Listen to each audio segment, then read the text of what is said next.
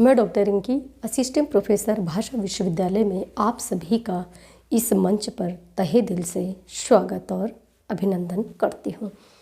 आइए आज हम देखते हैं प्रेमचंद्र की बहुत ही प्रसिद्ध कहानी कफन। कफन कहानी क्या है, इसके बारे में आपसे विस्तृत चर्चा और परिचर्चा करते हैं।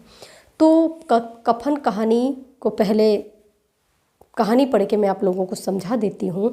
इसके बाद इसके क्या क्या तथ्य हैं, इसका क्या सार है, इसमें विस्तृत चर्चा और परिचर्चा होगी। तो अब मैं कहानी पढ़ना मैं शुरू करती हूँ। आप लोग बहुत ध्यान से इस कहानी को पढ़ेंगे, जानेंगे, सुनेंगे और समझेंगे। तो आइए देखते हैं कफन।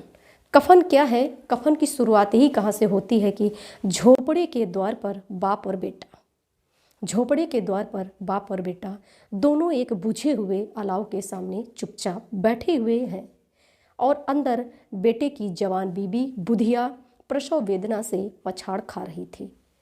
रह रहकर उसके मुंह से ऐसी दिल हिला देने वाली आवाज़ निकल रही थी कि दोनों कलेजा थाम लेते थे। जाड़ों की रात थी, प्रकृति सन्नाटे में डूबी हुई थी, सारा गांव अंधकार में लय हो गया था। घीसू ने कहा कि मालूम होता है बचेगी नहीं, सारा दिन दौड़ते ही गया, जा देख तो आ। माधव चिढ़कर बोला, मरना ही तो है, जल्दी मर क्यों नहीं जाती, देख कर क्या करूं।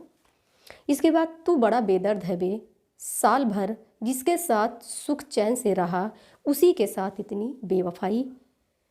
तो मुझसे तो उसका तड़पना और हाथ पांव पटकना बिल्कुल भी नहीं देखा जाता। चमारों का कुनबा था, सारे गांव में बदनाम। घीसू एक दिन काम करता, 3 दिन आराम। माधव इतना कामचोर था कि आध घंटा काम करता तो आध घंटे चिलम पीता, इसीलिए उन्हें कहीं मजदूरी नहीं मिलती थी। घर में मुट्ठी भर भी अनाज मौजूद हो तो उनके लिए काम करने की कसम थी। मेहनती आदमी के लिए 50 काम थे, मगर इन दोनों को अपनी उसी वक्त बुलाते जब 2 आदमियों से एक काम पाकर संतोष कर लेने के सिवा कोई चारा ना था। विचित्र जीवन था इनका। घर में मिट्टी के 2-4 बर्तनों के सिवा कोई संपत्ति नहीं थी। फटे चीथड़े से अपनी नग्नता को ढके हुए जिए जाते थे। इस वक्त भी दोनों अलाव के सामने बैठकर आलू भूनकर खा रहे थे, जो कि किसी के खेत से खोद लाते थे। घीसू की स्त्री का तो बहुत दिन हुए देहांत हो गया था।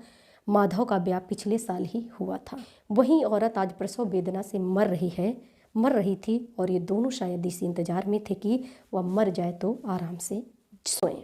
घीसू ने आलू निकालकर छीलते हुए कहा कि जा देखे तो क्या दशा है उसकी। माधव को भय था कि वह कोठरी में गया तो घीसू आलूओं का बड़ा साफ कर देगा।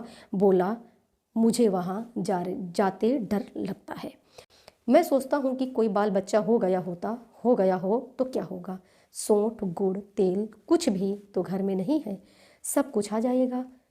भगवान दे तो। जो लोग अपनी अभी 1 पैसा नहीं दे रहे हैं वे ही कल बुला करके देंगे। मेरे 9 लड़के हुए, घर में कभी कुछ ना था, मगर भगवान ने किसी तरह बेड़ा पार लगाया। इसी कहानी की अगली कड़ी अब हम दूसरे पार्ट में देखते हैं।